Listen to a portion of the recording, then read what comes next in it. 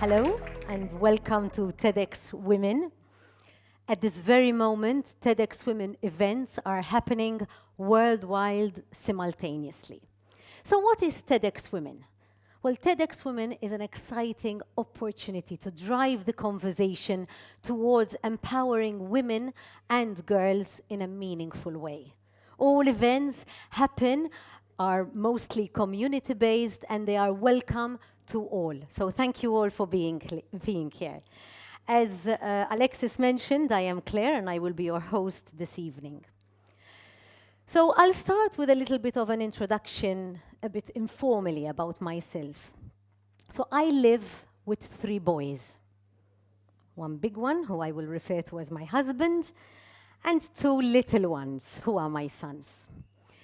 I'm the only woman in the house, and yet every time there is a problem, whether it be logistical or managerial or a tantrum for that matter, guess who they turn to for an answer?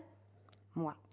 So being in the minority does not necessarily mean being the weakest, okay? I was very lucky to be brought up with parents who made no distinction between their daughters and their sons. We all had to wash the floor, make our own beds. My father, who was an ex-Air Force technical person who worked on aircraft, taught us how to fix things. And that was the first lesson I had in problem solving. By the time we were 10, we knew how to change a plug. We later knew how to fix our broken down cassette players. You remember those that we used to have in my age? Later on, we learned how to change a puncture, and now we try to do all the DIY in our house. So yes, he was also the person who never raised an eyebrow when I used to go to him with something a little bit crazy. When I was 18, I went to him and I said, I want to travel the world alone. And he did not raise an eyebrow. When I was 18 also, I said, I want to skydive out of a plane and learn how to fly one, for that matter. The only thing he ever said to me was, if you know what you're doing, go for it. Whew. My second lesson, taking responsibility and becoming knowledgeable. Whew. These 2 things have actually been my best assets to develop myself and my career. So here I am, taking these 2 assets of learning how to know what I want to do and learning about everything, and then being curious about wanting to learn more, have taken me through a career. I started training in becoming an actress, and then it moved me on to working in television for the past 25 years. They have also taken me across continents, from the Andes Mountains to the African plains to Australia and many other places, so that I feel like I am a well-seasoned traveler. They have also made me follow my childhood dream of that of becoming a pilot. But you know what? They have brought me the full circle for me to say that now, the stage I am at in my life, I have come to understand that my biggest achievements are the daily simple things I do of goodwill, with myself, with others, and within my environment. I have learned a lot by listening. And believe me, I would much rather be sitting down, hearing other people's stories, than the sound of my own voice. Which is why I am very happy to leave the stage to our first guest speaker of this evening, Dr. Sabine Ajous-Kabourdan. She is a lawyer by profession, but Sabine is very passionate about the transformative power of education and self-development. And today, she will be analyzing the link between education, independence, poverty, and domestic abuse. Give a round of applause to Sabine. Thank you, Claire. It's an honor to be here. Imagine you are a 14-year-old girl who has to drop out from school so that at 4 a.m. you go to work in a bakery every day. This is Phoenix's story. Zara, a single mum, a hairdresser. She sustained a living from her hairdressing, fractured her arms in multiple places. She could no longer go to work. Mandy, a 28-year-old firefighter who had to fight for her life more than the fiercest of fires. Do you know what these women have in common? They are survivors of domestic violence. They were victims of domestic violence. Now, at the outset, I would like to point out that domestic abuse does not only happen to women and to girls, it also happens to boys and men out there. It's a reality. However, there are alarming statistics that prove and show us that there's a large disparity whereby girls and women are abused. Last April, the NSO came up with the somber statistic that from the 3,000 callers in 2020, a whopping 79% were women who suffered domestic abuse. Globally, it is estimated that 1 out of 3 women suffer sexual abuse and domestic abuse linked to an intimate relationship. Now, as I said, I do not want to say that we should mitigate the way that men and boys are treated, because if we are to champion human rights, we are to champion human rights indiscriminately, irrespective of gender, male, female, irrespective of sexual orientation. But when we listen to these alarming numbers, we need to see what to do. And our legislators and policymakers are doing their utmost to reduce this number. And through the Istanbul Convention, we have our member states trying to put forward various laws whereby on a community level, on a national level, we try to cushion this blow.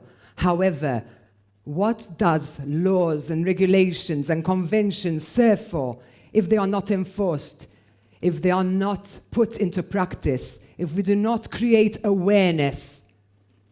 And when I talk about awareness, we need to make people aware from a young age, from primary school. And this is why we believe in the power of education. So we start with education from a young age. Boys, girls, it's not okay to be bullied. It's not okay to be name-called. That is not fine. And these boys have to be part of our journey to smash and combat gender violence. The boys have to grow up to become respectful, young gentlemen, and help us pave the way towards positive breaking of gender imbalances. We cannot carry on this way, and we need to do this in harmony with men, of course. Why not? But we need to teach them from a young age. So when we talk about education, it's not just education to create an awareness. We also need to make sure our girls and the future women that they grow up to be are empowered to the most powerful tool, that of education. It's through education that we are set free, that we can live independent lives away from the perpetrators that can be in the future. It's through independence and living and learning how to grow and move along will we learn how to be self-sustainable individuals. So back to Phoenix, Zara and Mandy. So Phoenix was forced to leave school because her parents forced her to leave school. She was abused physically, mentally. She was coerced by her parents to go and work in a bakery to sustain herself, her siblings, and her parents. Fast forward 5 years, Phoenix came to Feed Them Foundation. She came to our services. We supported her through mentoring, psychological assistance, and most importantly, finance for her education. Today, Phoenix is at sixth form, second year sixth form, preparing for her A-levels. Phoenix's dream is to become a child advocate. Her dream is to go to university next year and obtain a degree. Zara. So Zara's hands were not broken from some accident. She didn't fall on the floor or trip. Her husband smashed her hands so that she could not use the most powerful tool she had, her hands, that took her to her hair salon and earn a living for herself, to live an independent life. Zara came to us. We devised a plan. Today, she is sitting for her O-levels, starting from scratch with her daughter.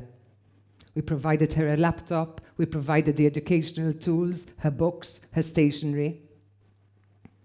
So at least we see a positive change. The first step is asking for help. Mandy is a 28-year-old firefighter who was abandoned as a young kid, severely abused as well. She entered the firefighting world, but today realizes that she wants to climb up the career ladder. She wants to improve herself through her career. But she realizes that without a basic minimum level, O-level standard of education, she cannot compete with her colleagues, she cannot compete with her peers, so she has come to us, and again, we are providing support, mental support, because if you are not fine mentally, you cannot progress, you cannot move forward. So we offer her a holistic package whereby we're helping her mentally, mentoring her, paying for her private tuition in math literacy, in English literacy. She would like to sit for her O-levels. It's tough, but we will get there. Like we have got there with another dozens, 50 or so at the moment we are, women who come to us to seek our support. Because we believe that it's through education, the transformative power of education, we can empower our girls, our women. I'll never forget one day, one woman walked into my office and recounted how her husband would beat her up and rape her, day in, day out. A pillow over her face until she couldn't grasp for one breath. Many times she thought her life was going to end, until one fine day she had enough. She went to a priest, spoke to a priest, the priest referred her to me, she came to me, and after many sessions, mentoring sessions, speaking, giving legal advice, what to do, not what to do, she enrolled herself at university. Today she's in her third year university, studying and going to obtain a degree. So in all of this somber atmosphere, there's this positive thing that comes out of it all, that we empower these women, we give them a second chance to get on with their lives, to build, to pick up the broken pieces and start afresh. Now, another problem we see is that there's a lack of access to education. It's all well and good that we have sixth forms, we have universities, colleges, online courses, it's great.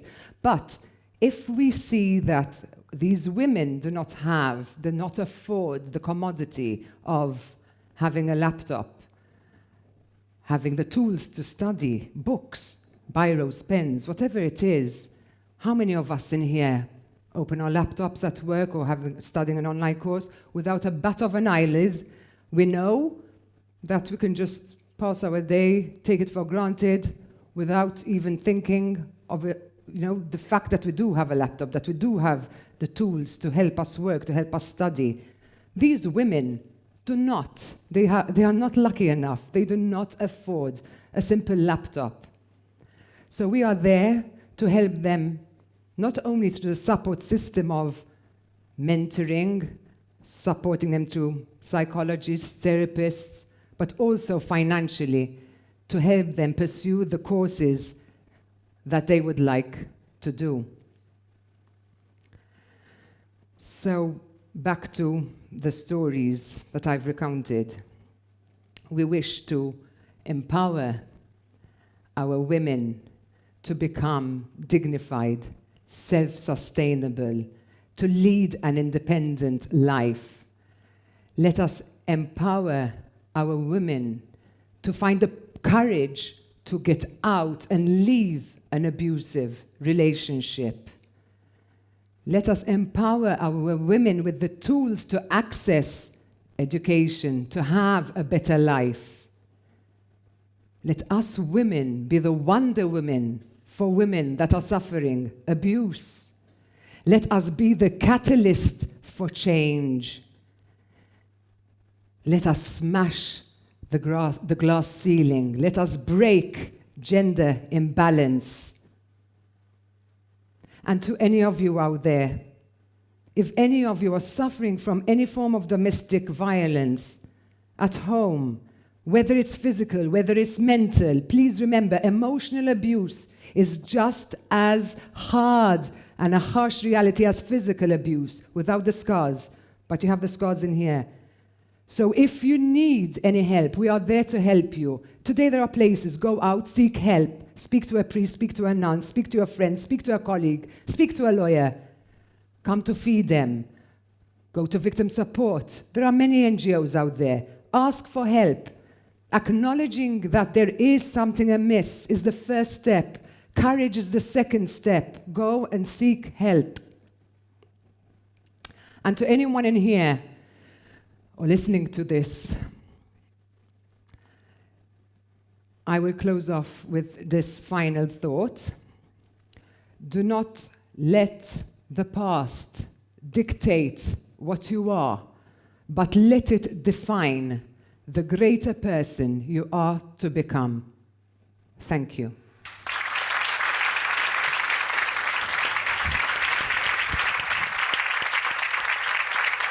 Thank you very much, Sabine.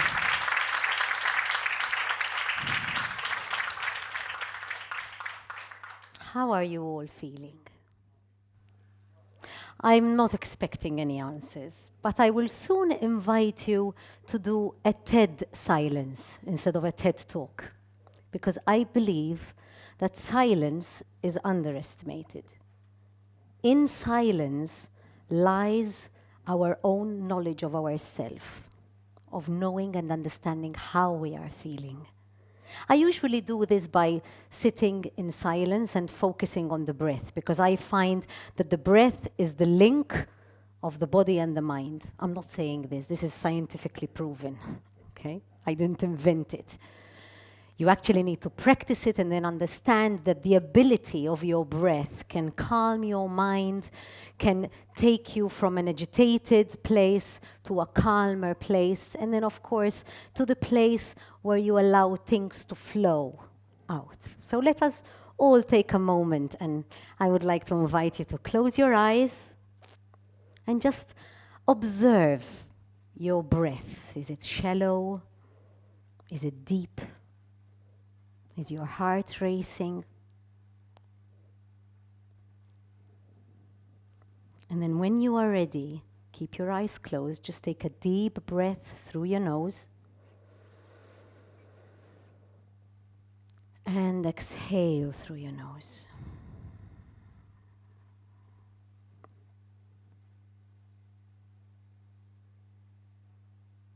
And then take another deep breath in. Try to pause in between your inhale and your exhale, and when you're ready, exhale. Gently.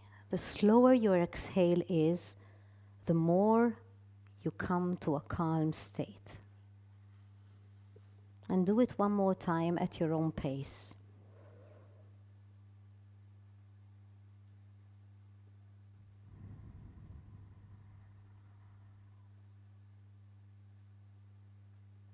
And when you are ready, you can open your eyes. Maybe a few of you were uncomfortable at that moment, but it's okay. Being uncomfortable about putting your attention to our feelings, it's okay. It takes practice and it pays to know your feelings and what you are feeling and your own emotions and how, through the breath, you can change them. And this brings me to our next guest speaker. Because actually, some of us use the ability to recognize emotions in their professions. And I would like to invite our next speaker, Cristina Balaceanu. She empowers her clients and taps into their potential and their emotions and believes that the key to success lies within the ability to empathize with her clients. Cristina, the floor is yours.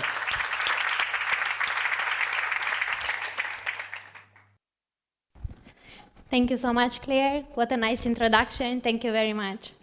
So, to be honest with you, I did not prepare a speech. What I wanted to do today is to open up my heart and inspire all the women in this room or whoever is going to watch us later on just through my story. So, I first started like this. I was challenged to build the business out from the ground up. How? They only provide me with an iPhone, business cards, and a luggage full of printing items. And they told me, okay, we print in Israel, and you have to sell in Malta. I had no sales skills. I didn't, obviously being a foreigner myself, I didn't know anyone in Malta that could help me or open doors for me. So I had to start door by door, going to restaurants, hotels, different businesses, introducing myself, who I am, what I do. Meanwhile, they were teaching me how the printings are working through WhatsApp. So I was in direct contact with my Israeli investors, which were messaging me explaining how the business cards are made, how many type of business cards they were, and so on, through WhatsApp. And one of the main questions that all my clients asked me, they were, okay, maybe we want to give you business, but where is your office? I did not have an office. I did not have a brand in place. So I had to go through all the phases of understanding how to brand, how to promote myself, how to speak to clients, and how to write emails, sales emails, and so on. So I want today to show you as well what I've been achieving after starting from the ground up. 9 months later, I had one of my biggest competitors with 20 years past of experience in the industry coming to me and asking me to collaborate because I was taking away his biggest client. Yeah. Actually, I left the first Israeli investors and I joined that company as well as an operation manager.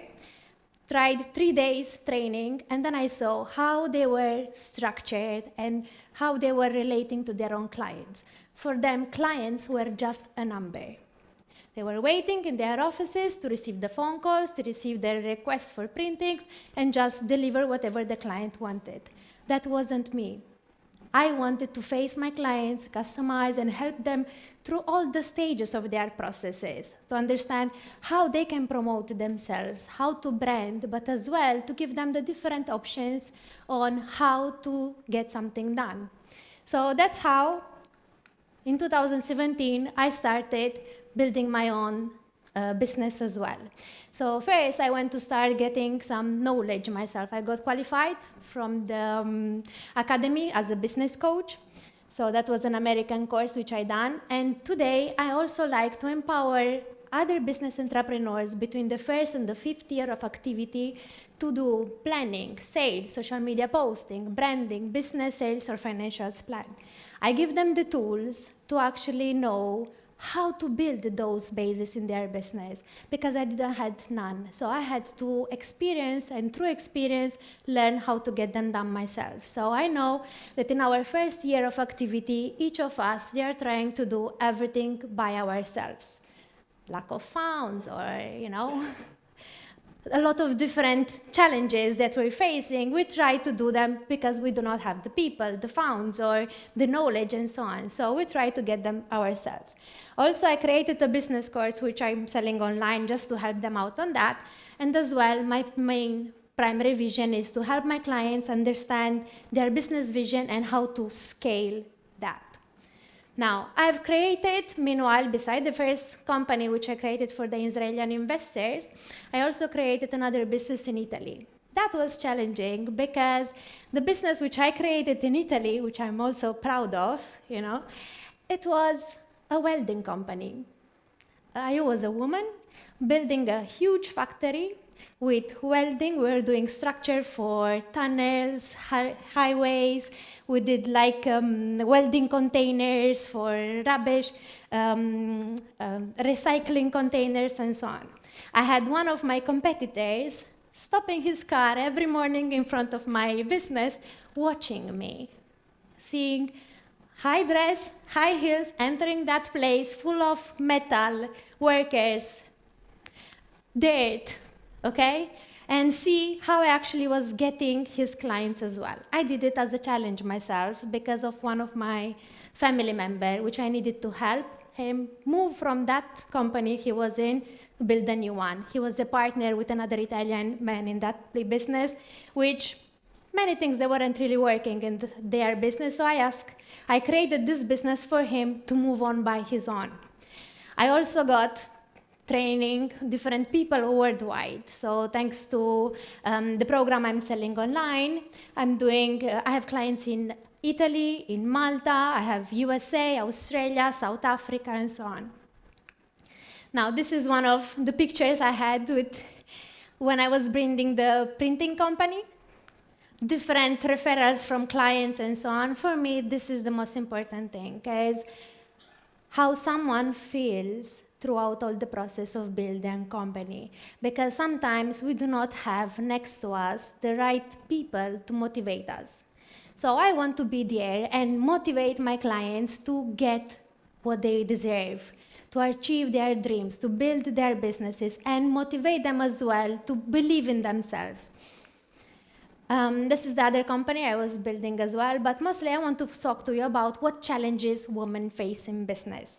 So first, which I see from many of my clients, is lack of confidence. Thanks God, I'm very confident myself as a person. I perform the best under pressure. But what I see is many are not believing in themselves because they do not have the family, the friend support, the partner support, as well as do not have the funds that they are needing to build the business and so on, or they do not have the team. The team is the most important thing to have. I was talking to a client recently, and she told me, I prefer doing things by my own, even if I have to work 24/7, because I do not have the money to invest in that business, which for many sounds right. Not for me. Because all the energy you're using, trying to do everything yourself, and maybe you don't, you don't have the skills in each area. Maybe someone is better in sales, someone is better in marketing, or someone is better in the manual products they are doing, okay? So this is draining their energy and make them feel lack of confidence. That's one of the main things, which I believe that they should either resource or find collaborators or people that can help them out to build the right structure. And another thing they are seeing is the self-promotion. When it comes to self-promotion, it's more about how they present their company, what's the message they are giving out, how they are niching down their market, or they are finding their own client. Some of them, they feel like I shouldn't be so pushy on sending messages or trying to sell. My point is this: if you believe in who you are, you believe in the product you have, and you want to achieve a success for yourself, but as well for the family or for the people that are next to you, you should go out there and promote yourself. That's one of the main points to do. So this, just to show you the difference between when I started in 2016, like I told you, I was building that company for the Israelis. I'm an accountant as a profession, but I never done accounts. I never profess it. So that night, I had to work till 3 in the morning to do all the accounts for the company, as that was our first time the VAT department was checking on what we were doing. So I was learning and having my Israeli investor next to me, bringing me photocopies or food as well that night. So I want to remember this. I want to remember at my lowest point, how much I was struggling, crying somehow, trying to do things by my own without help, and how I became or what I have achieved 6 years later. Recently, last Friday, I've been nominated for Malta Best Businesswoman Awards 2022 and actually got 2 of them. Those, for me, it's not just an achievement as something to show anyone. It's more about how much I believed in myself, how much I struggled through all the process, and never let anyone tell me that I'm not good enough, that I cannot do it, that I should stop, I should close, or change the name of my company, which someone told me yesterday. So I believe in this. If we find what our vocation is, and we really believe in what we can give to everyone else, we should go for it. Either we have support next to us, either we don't. We should continue believing that things can happen for any one of you. So just to close up, I wanted to say this, like passing through all the challenges up and down in my life, I learned this. Making mistakes is what makes me successful. This is the person who I am thanks to all the mistakes and all the people that told me no. So I want to encourage everyone here to believe in themselves and try to be the next speaker for this event, for next year. It sounds a bit strange after Halloween, you are next. But this is what I want to say is everyone, every woman in this room deserves to be here, to share their story, to see that all the challenges they are passing through life can inspire others and can make others believe in themselves. And this is exactly what I wish today to share with you. Thank you so much.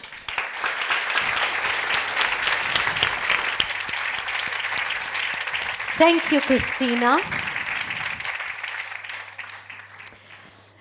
So, home episode number 2. Every time my husband is scrolling to find a film for us to watch and he lands on one of those where only men are on the cover, I go, if there's not a woman in this film, I'm not watching. I'm sorry, I find films with no women in them really boring.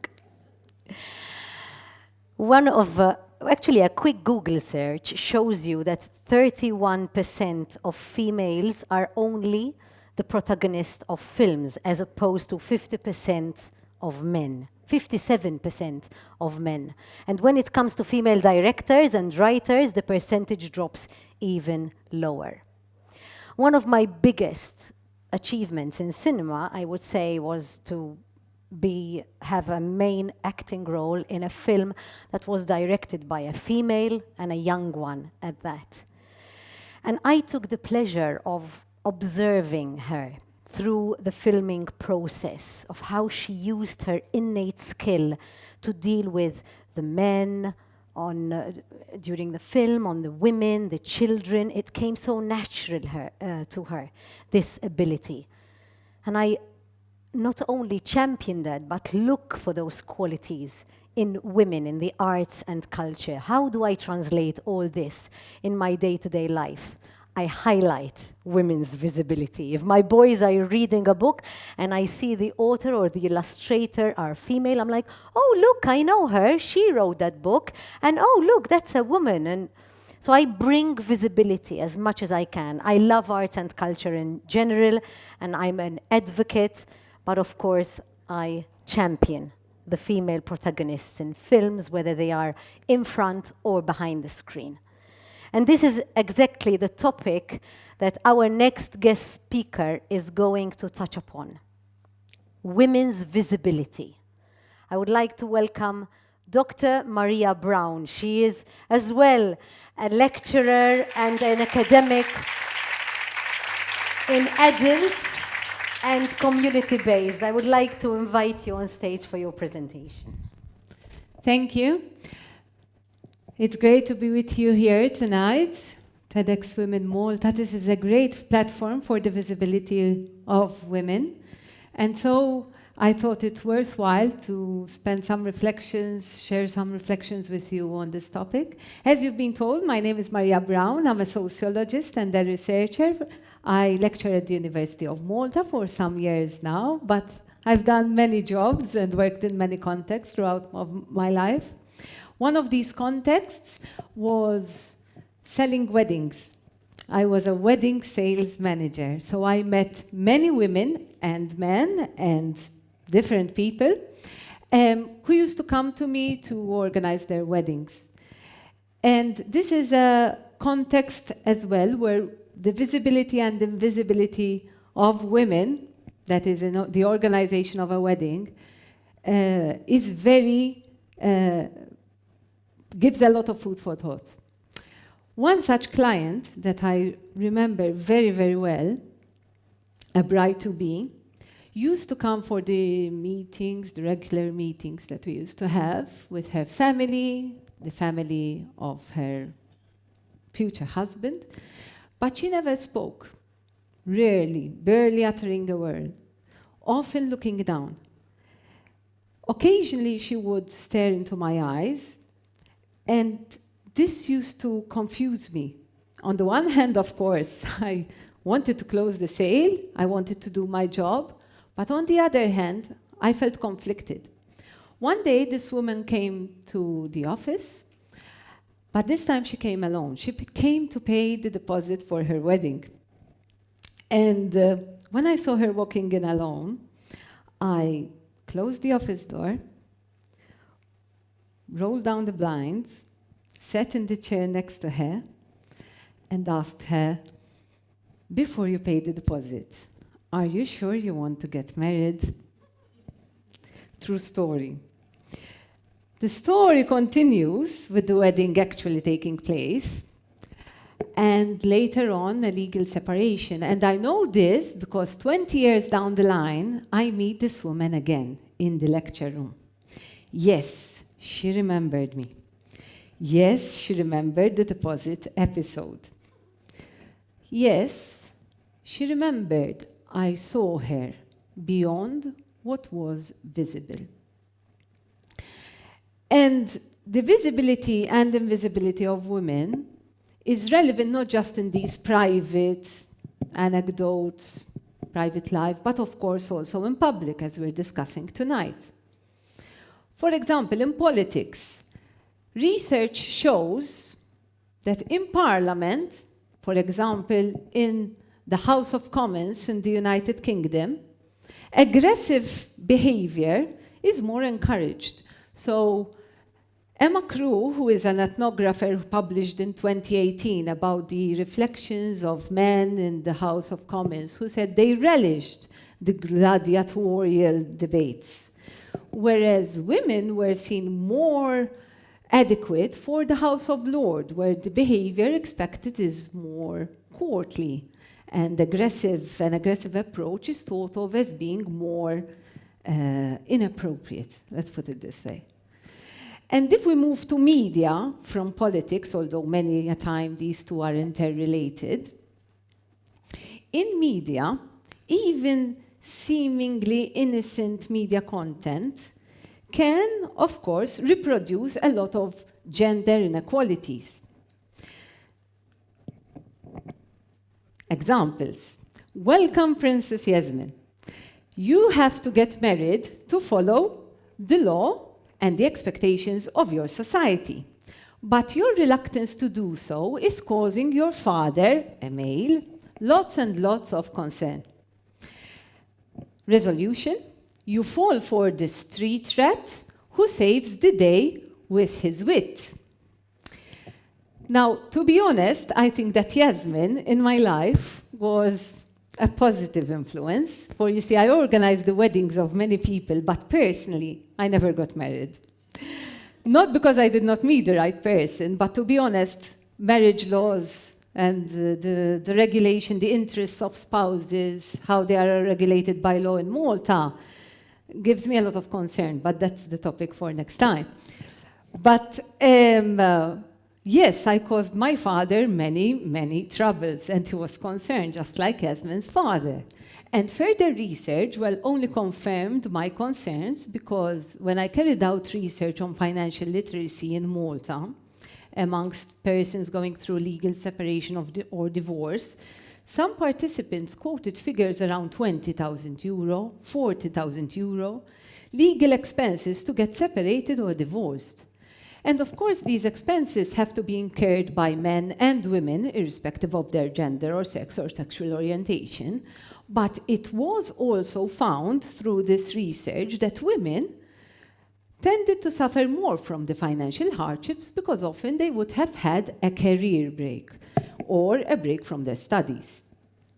And it is true also that many of these women would not have actually, stopped working entirely, but they would have worked at home, sometimes also in family businesses, unofficially, and thus jeopardizing their pensionable income. Let's take another example. This one saves to men. So at a visible, apparent level, it sounds more empowering, more promising. The first man is her father, but she saves him by taking upon her what was meant to be her father's fate.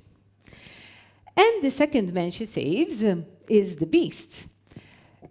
She saves him through love, and she frees him from his beastly behavior and the curse that made him a beast through love. Now, this is one other situation that makes me ask those Pandora's box questions, like the deposit and the wedding. Can the love of a woman or the love of a partner free the other partner from beastly behavior? Now, this would require a lot of research, because I know that love has a very strong power, but the evidence shows us that one of the most, if not the most, extreme beastly behavior, that is the killing of a woman by her intimate partner, is closely tied to the killing of women in general. So these figures here that I'm showing you are from the European Institute for Gender Equality, showing murders of women between 2014 and 2018. The dark blue line is the women killed between 2014 and 2018. The light blue line, which more or less follows exactly the same pattern, is the killing of women by their intimate partner. In other words, femicide. Now, we have to admit that in Malta, a lot of progress is being done in this area, and legislation about femicide has progressed. There were critiques of gender bias in this legislation, but as the National Commission for the Promotion of Equality rightly pointed out, it is true that the femicide law is not gender neutral. Reality is not gender neutral. The law shouldn't be either. And it's not only the question of gender neutrality or not gender neutrality. Today we move beyond. We have to move beyond, because even a gendered context is nuanced. In other words, if we go back to media, the way women are represented in media is also diverse.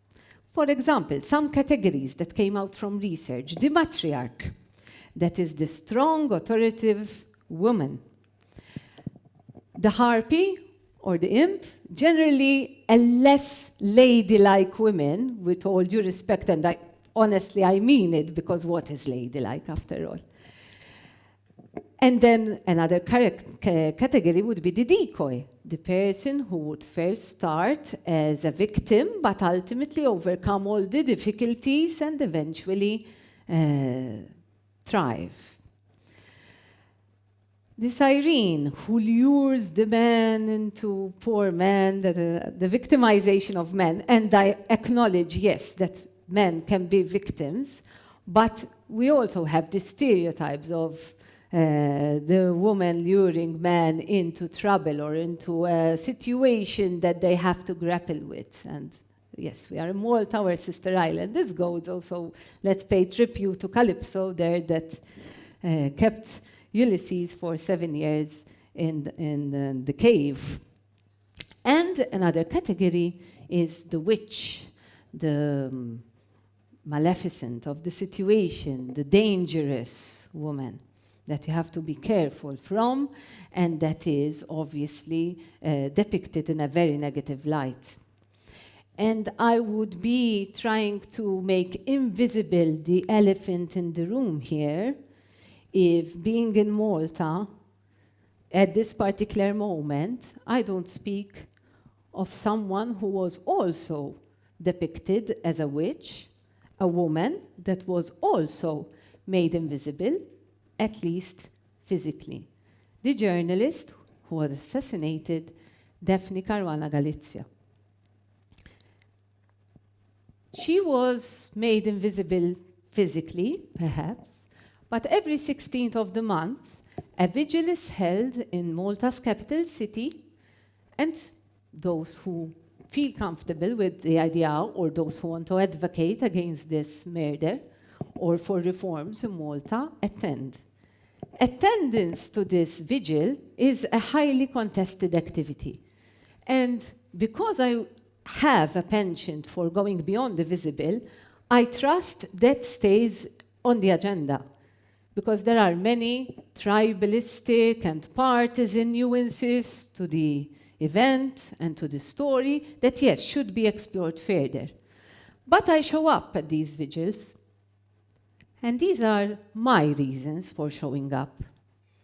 Number one, I show up because I want to live in a society where people, including women, do not get bombed.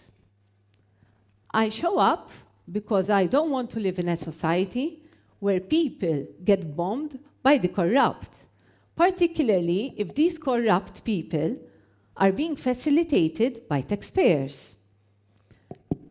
I show up because no family should go through what Daphne Caruana Galizia's family went through. No son should bid farewell to his mother because she has been made invisible by others. No son should smell the burning flesh of his mother. To conclude, what I am not saying, I'm not saying that Daphne Caruana Galizia's murder was a femicide. More research has to be done in that area. She was not killed by her intimate partner, but was she killed because she was a woman? I think there are nuances of misogyny that need to be explored. What I am not saying is that Malta has done nothing to advance women in public and private spheres. Let us take the recent reform of the gender corrective mechanism to enhance representation in Parliament.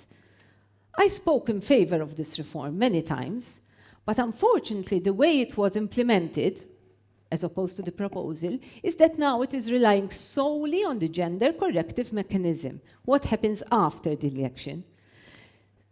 Funnily or not funnily enough, both parties in Parliament agreed to omit the part of the reform where parties are responsible to put more women on the ballot sheet. So yet again, in Malta, the onus was shifted from the political class to the taxpayer. What am I saying? I am saying that media ethics and media literacy are a responsibility of the state and of civil society, and we should invest much more in that. What I am also saying is that I am grateful. I am grateful because in my life I met many men and women who saw me the way I saw that bride-to-be, and who empowered me to see others in the same way, beyond the visible surface level.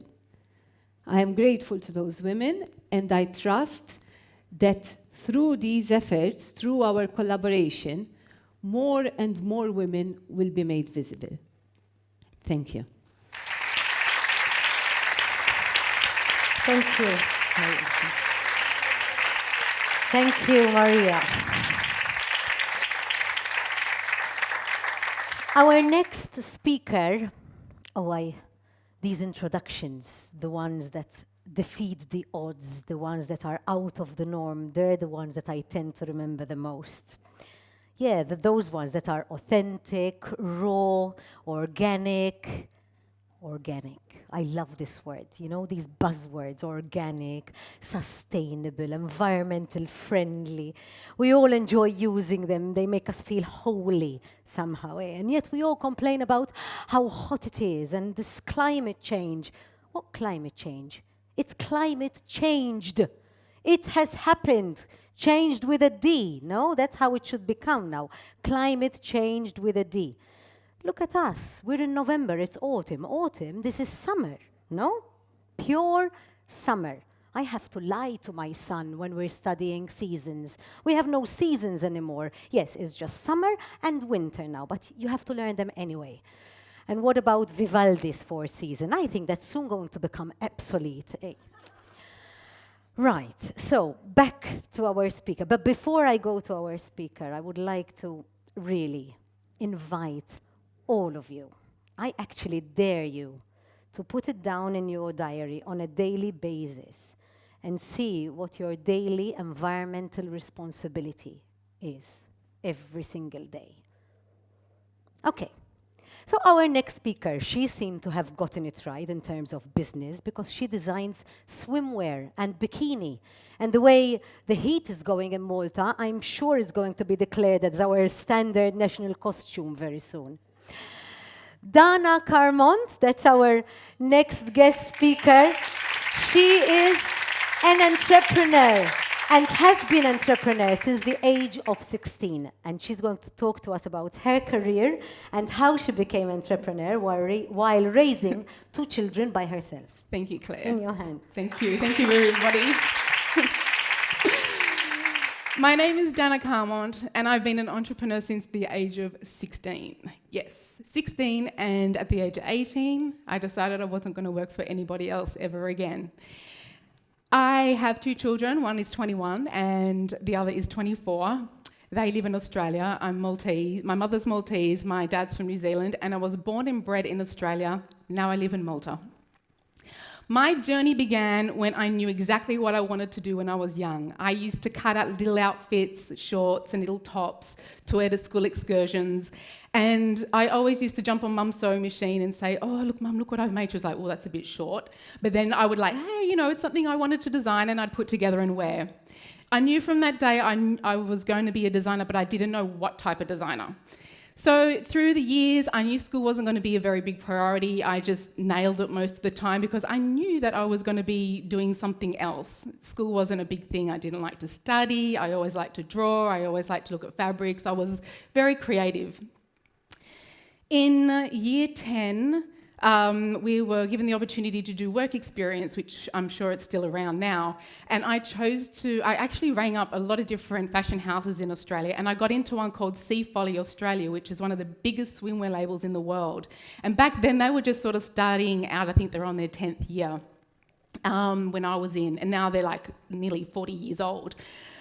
I was lucky enough to have work experience with them, and I loved it so much. I was the first one at work every day. I was supposed to be there at 9, but I was there at 8, ready to punch in the time clock so I could start my experience for the day. I would leave at 5 o'clock, and they were very impressed because most people doing experience wanted to leave. And I enjoyed it so much that at the end of my experience, I was really not upset, but I knew, oh, well, you know, a big company, they don't really need anyone like me. But I thought, I wrote them a thank you note. I said, thank you so much for having me. If you ever need anyone to help you out in any which way, school finishes soon and I'm free. 3 days later, my principal called me down to the office and she said, Dana, do you want to finish school early? And I was like, why? She said, well, Sea Folly have called. If your mother lets you go, you can go and start your first full-time job. I was like, really? Mum was so impressed. She was like, yeah, go for it, because she knew I didn't want to finish through with school. So I was lucky enough to be there for 2 years. I did all on-the-job training, never went to college, never went to TAFE, didn't do anything. It was all on the job, and I loved it so much. I made sure I learned everything I needed to know. sales, marketing, you name it, I did it. I was actually running one of their divisions at the age of 18. And then I decided the division that I was working for closed down. They used to give me lots of different samples to wear to the gym, and I started going to the gym quite a lot, so I used their samples and stuff. And then I thought, well, you know what? They've got this big, huge sample box there. I'm going to go and grab the samples and start making some of my own stuff because it was just wasted fabric. So I started wearing it to the gym, and then girls started asking me, where did you buy that from? Where did you get that from? I was going, oh, here we go. So I started making bags of clothes and taking them to the gym, and then they started purchasing them from me. So I started to build up a little clientele already. Then I got very heavily into gym and started doing bodybuilding shows. Yes, I used to compete in bodybuilding shows. Used to wear these little tiny outfits with diamantes on them, which has been my sustainable income for the past over maybe 30 years now. I still sell them online. From there, I left Sea Folly because I knew that I wasn't happy where I was anymore, and I wanted to delve into my own business. So me thinking, oh well, now this is why I call myself a serial entrepreneur, because I ended up doing another business to compensate to grow the other business. So I ended up opening up a sandwich juice bar in Newtown in Sydney, Australia, which had the juice bar, a solarium, a masseuse, all of my gym gear. And I was 18. I had to get a loan from the bank. My mum helped me with that, obviously. And from that day when I decided I was going to close it down, I said to myself, I will never get a loan again because it took me so long to pay off. So from there, things happened. I had my first child. I ended up getting married. I had my second child. I was then doing sportswear. I did sportswear for a very, very long time and built that up till I could build it as I could in Australia. This is before activewear was even thought of anywhere around the world in a global sense. Like because you were in the gym industry, it was just your uniform. You wore it all the time. So from there, I had my second child and I was still concentrating on that. I also became a personal trainer to sustain an income because I actually closed the juice bar down. When I had my first child, I couldn't do everything. So I started personal training. I was still doing my gym gear, setting up in different gyms. And then, have I gone over the time? Because it stopped. And then from that, things just kept growing. And I ended up, after my second child, I decided I wasn't going to stay with my husband anymore. I am a very independent woman and I don't like men telling me what to do. So I decided to go on my own journey with my two children. All I wanted, we had a house and everything, all I wanted was my two kids and my business. I didn't care about the house, didn't care about the car, didn't care about the furniture, nothing, because I knew I could start from scratch again, which I did. So I ended up doing personal training and I used to take my kids with me everywhere I went. They'd come in the van at 4 o'clock in the morning, they'd sleep on the back of the mattress. I just kept doing things that I needed to do to put food on the table. Then from that, the personal training, I ended up meeting somebody else and then into my second relationship. That was an interesting one for 7 years, domestic violence, abuse, etc., etc. But then I took the turn and went, no more of this, I'm done. When I had left, I actually owned 2 fashion stores as well. So the fashion stores was also another business I started. So I'm always doing something to be able to sustain an income. No matter what I did, I kept making money all the time. And I still do it to this day because I didn't want to work for anybody else. That was always in my head, and I had 2 children. So leading up to the very end, there was a lot of different things that happened in between, and having 2 kids while you're an entrepreneur, single mum, it's very hard. I even had times where I had no money to my name, like none, and I'd have to find out how I was going to sustain an income. And I always did that by thinking of different things. I'm not going to be able to tell you all of my story because it's up to the certain point now, but I just wanted to let women know that you can build what you want to, and you can always do things that you want if you set your mind to it. Don't let anyone ever tell you that you can't, because can't is not a word. I mean, I wouldn't be here today, and I'm still running all my different businesses that I love here in Malta, which I'm going to tell you about very quickly. I now own, I do swimwear here, custom-made swimwear, which I sort of delved into because there was a niche for it. And I've also opened up an alteration studio here in Malta as well, just 3 weeks ago. So I now own an alteration studio to help women change their gowns and stuff like that as well, because it became a niche. I also run a community called Fem Community. And the reason I started that, because I found out that was such a niche here in Malta, where women, female entrepreneurs needed a base support where we can get together, help each other out, and do certain things together to build motivation and the skills. The Fem Community, we do a lot of different things. We do social events, we do networking events, we do get-togethers, we do sessions where we sort of come together and we build on each other as well, so we can boost each other up. We also have Sundays, which is a female entrepreneur market, and that is where women come and build and sell their products. See, I'm so passionate about female entrepreneurs, and I think it's the only way to get it out there, by helping each other. Like, you shouldn't keep anything silent. You really need to get out there and help each other. Now, we've just launched Female Entrepreneurs VO, which is a voluntary organisation, which we got the certificate for about 3 months ago. We're launching it properly on the 26th of November, so write that in your diary so you can come along to see what it's all about. But I've had so many ups and downs here in Malta, and I feel that it's the only thing to move forward is to be able, with this VO, is to help women in business that want to move forward.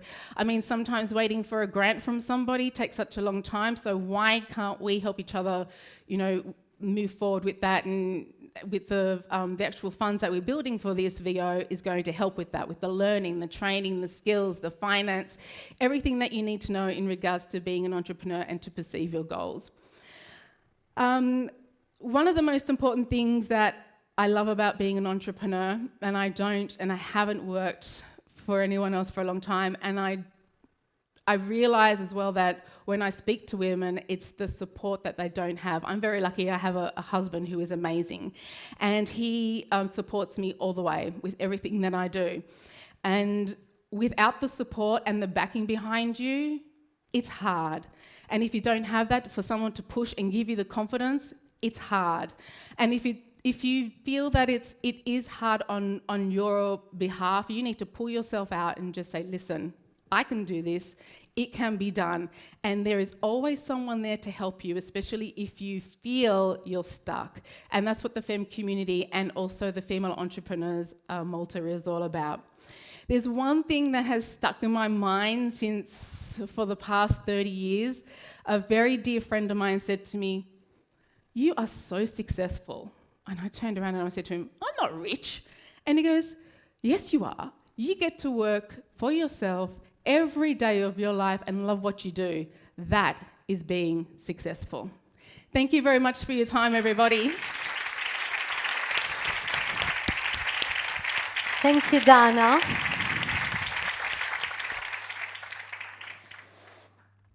So I'm an advocate of well-being as well. I told you in the beginning that because of wanting to always learn, I always expand myself. But yes, I do believe that engaging into practices that help us feel well can help us be and cope in today's life. So I've taken to swimming all year round in these past years, and it has given me a solid sense of well-being. The colder it is, the better for me. That euphoric moment of entering into the cold sea, it first awakens me and then it just tranquilizes me and takes away all the stresses of the day. The sea has become my fuel, and I am a big fan of self-empowerment, of feeling self-empowered. So whatever it is that you can do to feel self-empowered, go for it. I also feel that tapping into this power that we have over our own minds and our own fears help us operate in this rather stifling world.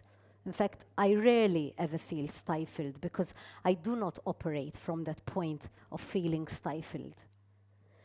So, let me introduce you to our next guest. Our next guest will be talking to us about the change in the business role of today's business leader in society. Ladies and gentlemen, let's welcome Dr. Roberta Lepre.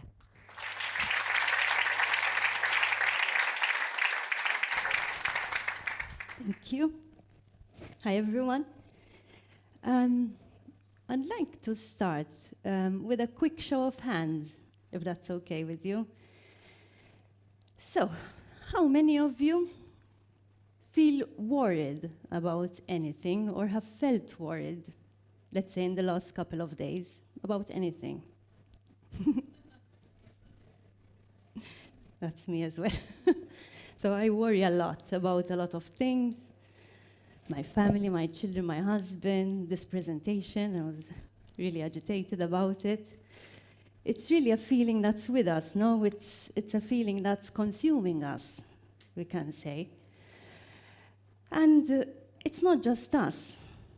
It looks like this is a feeling that many of us are experiencing. This is the Gallup study, which was published just a while ago. And it's actually showing that many of us Maltese people experience worry on a regular basis. And we are the most worried amongst all the people in the European Union. And besides being worried, we're also angry. And many of us also feel pain, whether physical or psychological. Which is not surprising, really, because if you log on to social media, read the newspaper, we're constantly bombarded with all like the bad stuff, you know, all the negative news. It's very hard not to feel overwhelmed and worried. But really, imagine if it didn't have to be that way. If instead of worry, we could feel hope.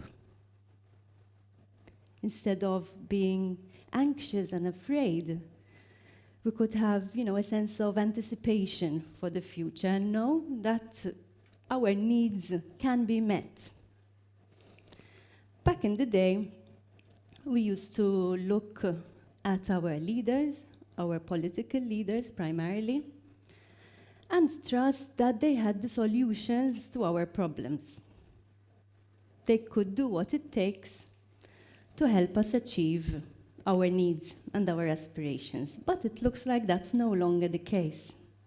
So for many of us, the default feeling is actually a feeling of distrust. We are no longer trusting. And this comes out from another study, this time from the Edelman Trust. This is the Edelman Trust Barometer. It's a global study. And it's now in its 22nd year, so it's looking at trends over a period of time. And what it's showing us is that actually people are not trusting institutions. So trust in institutions, being government, be it NGOs, being the media, that's going down, it's on the decline.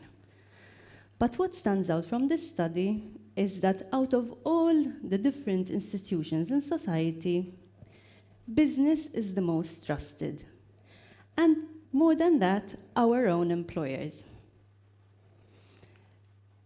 So business leaders are now being expected to step into this new role, the societal leadership role, because they are considered to be more competent and also more ethical, and so they have more credibility. And with credibility comes responsibility. Not only that, but people are even holding businesses accountable. So we're looking that many people, you know, this is a growing trend. We're seeing more and more people who are happier to buy products or services from brands which are contributing to some kind of purpose, to a bigger goal. The same when it comes to where we choose to work. People want to work in a place which has values, and whose values are aligned with their own. Same when it comes to investments, we want to invest in products which are good, and we don't want to invest in products which have a negative impact in society. And when it comes to institutional investors, we are giving more and more importance to what we call the E, the S, and the G criteria. So that's environmental, social, and governance criteria. So we're going through a process of change. And business leaders are actually the face of that change, which in turn takes me back to a quote which I had come across by Anita Roddick. I don't know if any of you are familiar with Roddick. She was the founder of The Body Shop, but she was mainly an activist more than an entrepreneur. And she also wrote a couple of books. This is from her book, Business as, Business as Unusual. And there's this quote which I find very inspiring. So it says, in terms of power and influence, you can forget the church, forget politics. There is no more powerful institution in society than business, which is why I believe it is now more important than ever before for business to assume a moral leadership. The business of business should not be about money. It should be about responsibility. It should be about public good, not private greed. So Roddick was pretty much ahead of her time because this is over 20 years old now, but we're seeing that her vision is actually becoming a reality. And we have so many examples of businesses from across the globe. This is, for example, an insurance company. It's called Lemonade. But it's not like any other insurance company. So what Lemonade does is that it reinvests the savings from premia into charitable causes. And these causes would have been chosen by their clients themselves. So that's just an example. Another example, purely Elizabeth. Elizabeth was researching nutrition a few years ago, and she was really not happy with the choices that were available in the supermarkets because she felt you had to either choose between nutrition or taste, and there was no product that combined the two. So instead of just complaining, she did something about it and created the product herself. And we have so many of these examples across the world, everywhere, all over the world, but even in Malta. So many businesses doing good stuff even in Malta, all of them contributing to the Sustainable Development Goals.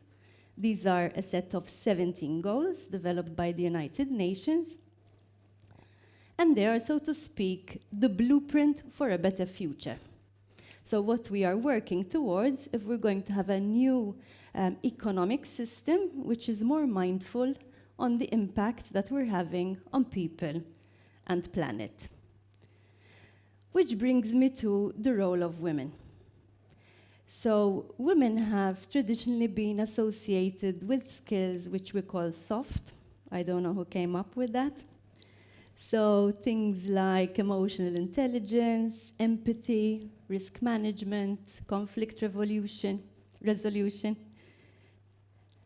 The kind of skills which are now being acknowledged as needed to build organizations which are future-proof, we call them. Okay, organizations which are resilient, which are sustainable, and which are impactful. So if we are to achieve the global goals, we need to make space for women. We have to have women alongside men, not replacing men, but alongside them, at the decision-making table, and rebuilding together a new socio-economic system. So what do we do going forward? First of all, we need to find our purpose. What is it that we are achieving with our products, with our services, through our roles? Even if we don't own a business or run a business, but most of us work in a business. So what bigger purpose are we contributing towards? Secondly, we set goals. We're not striving towards perfection. None of us are perfect, and we cannot become perfect overnight. It's a journey, and we need to set our own goals and work steadily towards achieving those goals. And the final one, we need to be transparent, and we need to be accountable. So we need to communicate with our stakeholders in a way which is genuine, honest, authentic, and through that, regain their trust. Which brings me to my final reflection. So, as you know, Malta has taken a serious hit when it comes to its credibility. We have lost the trust of many stakeholders. But I also believe that with every challenge also comes great opportunity. So this is now our chance to rebuild a new socio-economic system in Malta and beyond, one which is more mindful of the impact that we're having on others, one which actually marries purpose with profit, and one which replaces our feelings of worry with feelings of hope. Thank you.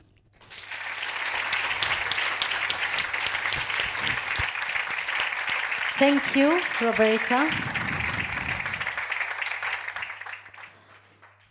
So I grew up with boys, brothers, cousins, boys in our street, and maybe it is the reason why I never had any problem to operate or handle men as I grew up, whether they were my colleagues or my bosses. I never had a problem with that, do you? That was always my approach. I do not feel threatened by your presence. If you have any problem with that, let's talk.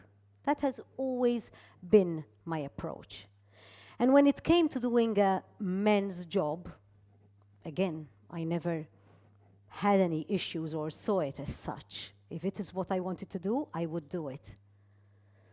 Which is exactly what our final speaker did. She is a woman in a man's world. Actually, she made me Google her profession.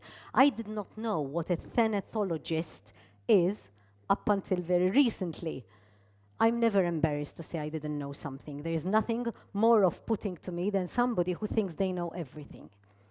So with understanding what thanatology is, being the scientific way of, well, I got that wrong. It's the scientific study of death and all that comes with it.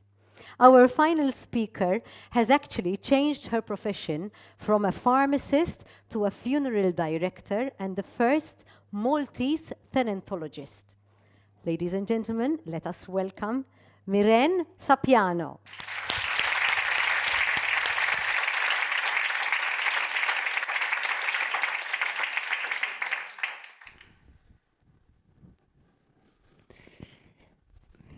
Illum nixtieq naqsam magħkom kemm hu sabiħ dak is-sentiment ta' meta jirnexxielek tagħmel xi ħaġa differenti. Bħal pereżempju li ħanagħmel din it-TED Talk bil-Malti. Kif tafu s-soċjetà kultant titfaqna ġo kaxxa, b'aspettattivi ta' kif għandna nidhru u kif għandna nġibu ruħna, imma llum nixtieq veru nwassal il-messaġġ li huwa okay li tkun differenti. U kemm importanti li aħna nagħmlu dak li verament jagħmilna kuntenti u dak li aħna nixtiequ fil-fond ta' qalbna. Mela, ħanoħodkom sentejn biss lura meta jien kon naħseb li ħajti hija settiljata. Jien raġel kenna t-tifel il-kbir insem, illum għandu 6 snin, u konna qed nistennew bħerqa kbira lill-tarbija li jmiss. Kont naħdem ma' kumpanija tal-farmaceutika internazzjonali, kont ferħana immens naħdem ma' dil-kumpanija, u kont naħseb li sibt il-comfort zone tiegħi. Però f'nofs il-pandemija, nieħdu aħbar li ħadd minna ma stenna. Il-kumpanija għalqet il-bibien ġewwa Malta. U jien b'4 xhur tqala ninsab bla xogħol ta' spiżjara. Ovvjament ħassejt id-dinja ħadd ikrolla, biża' kbira mill-futur.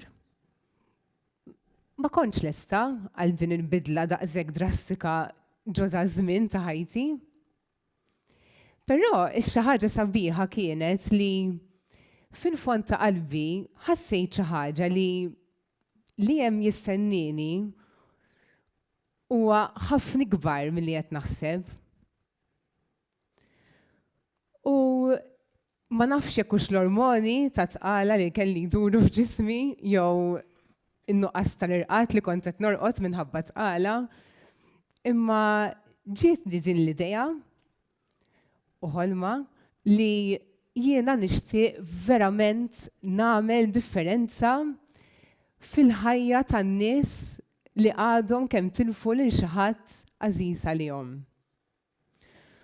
U din ġiet minn esperjenza personali tiegħi fejn jiena tlift it-trabi tiegħi waqt it-tqala u avvolja kont imdawra familja li tħobbni ħafna u ħbieb li kienu hemm għalija, xorta ħassejtni waħdi. U jien ġitni din l-idea li nibni business fuq xi ħaġa li missieri kien jagħmel bħala hobby. Dak tas-servizz tal-funerali.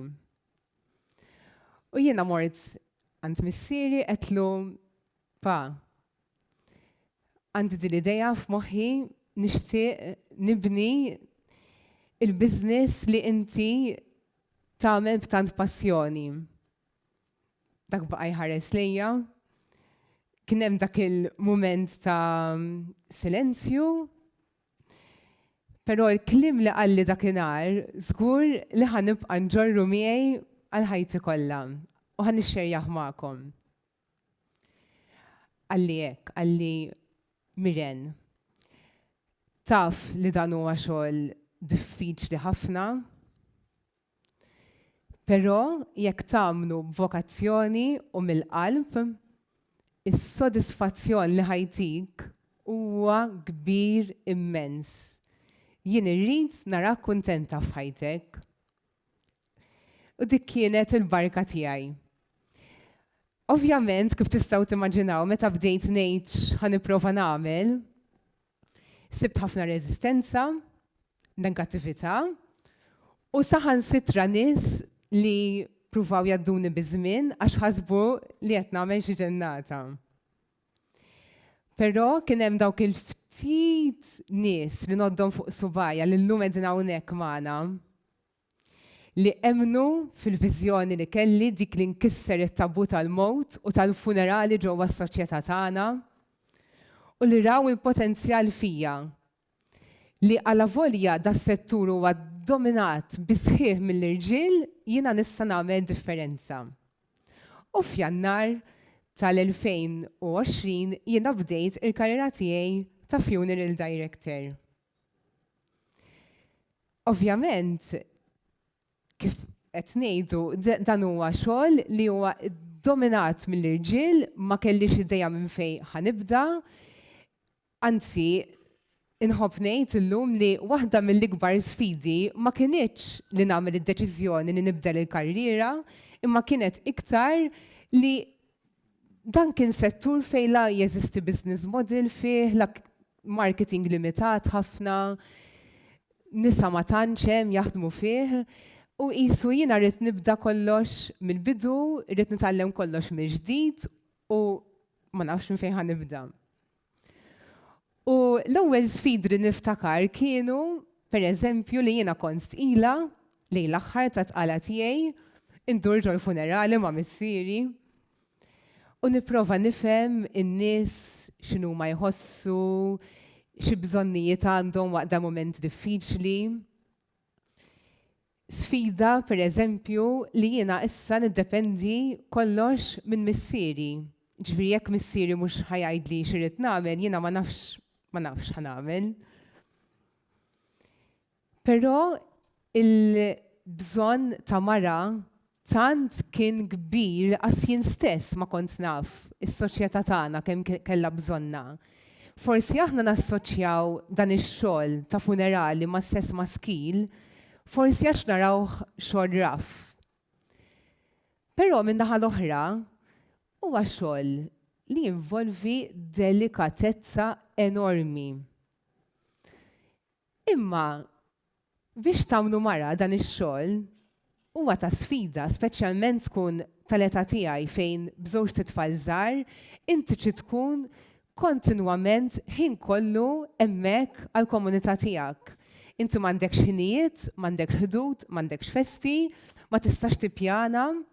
Infatti, xi ħaġa li missik li qalbi kienet meta t-tifel il-kbir sem jgħidli mami jiena ħansibek id-dar x'innasal mill-iskola. Ma nafx sem ngħidlu, ma nafx se jiġri u għal-bot wis wara nofsinhar ikun għadu filgħodu xi nistaqsini. Li qed nipprova ngħid huwa li biex jiena tnagħmel dan ix-xogħol, il-familja kollha kellha tadatta għal stil ta' ħajja ġdida. U meta jiena kont għaddejja f'dax xogħol, ħassejt li l-iktar ħaġa li kelli nagħmel biex jien nkun nista' noffri servizz aħjar f'da settur kien billi jiena navvanza fl-istudji tiegħi u nispeċjalizza fil-modes. Minn daqs dawk suġġetti fil-modes, iva huwa qasam li huwa pjuttost ġdid fil-qasam tal-mediċina u li jiena spiżjara għamlitili iktar faċli biex inkun nista' inkompli l-istudji tiegħi. U llum il-ġurnata jiena l-ewwel tanatoloġista f'Malta li tagħmilni l-ewwel persuna professjonali li nagħmel ix-xogħol ta' funerali f'Malta bħala spiżjara u tanatoloġista fl-istess ħin. L-edukazzjoni ma kienx biss għalija u għan-nies li ħanejn, imma kelli bżonn ukoll neduka lill-familja tiegħi stess. Speċjalment it-tifel qed insemmi ħafna imma qiegħed feta li jifhem u li jkun kurjuż u jistaqsini fuq in-natura tax-xogħol tiegħi u jistaqsini fuq il-mod u jien kelli nkun naf kif ħan irrispondi, irrid ngħidlu x'nagħmel u tallimt kemm hu sabiħ meta aħna nkunu miftuħin ma' tfal tagħna u nkellmuhom u nispjegawlhom id-dinja parti mill-ħajja. Anzi, kemm hu sabiħ li inti qed titkellem magħhom f'mumenti kalmi, mhux meta tiġrilhom forsi l-ewwel esperjenza ta' telf. It-tfal ovvjament da s-suġġett joħloq ilhom beżat li hija normali. Però iktar ma taffaċċjhom imbeżat, iktar hemm ċans li inti tnaqqas l-ansjetà fil-futur. L-istess bħalma jien personali bħala Miren kelli beżat, jien kelli biża li mhux ħajjibqgħu iħarsu lejja l-istess in-nies. Il-perċessjoni ħadd inbidel għax jien għamilt deċiżjoni forsi ta' ġen li niġi naħdem ta' funeral director issa. Kelli biża li jien mhux ħajkolli enerġija biżżejjed biex jiena nkun nista' ngħin lill-familji li għaddejjin minn mumenti ta' telf.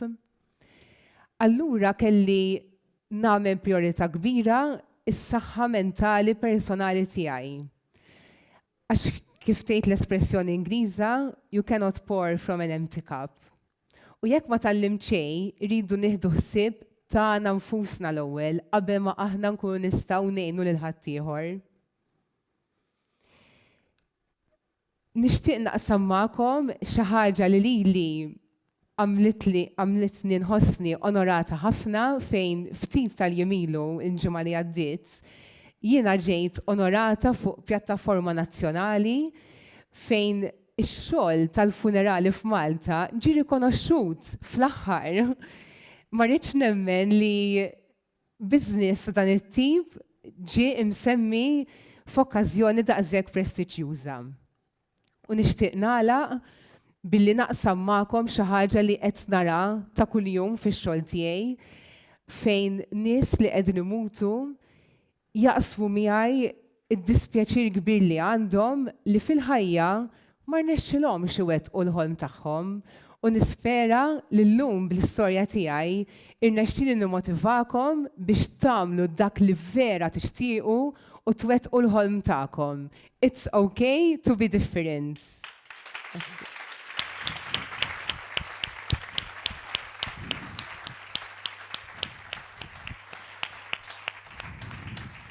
What a way to end the TEDx Women first ever event here in Malta. I have no words to conclude. Honestly, I'm humbled, first of all, to have been asked to be amongst such leading women and amongst you all. So thank you very much for asking me to be the first host for the TEDx Women.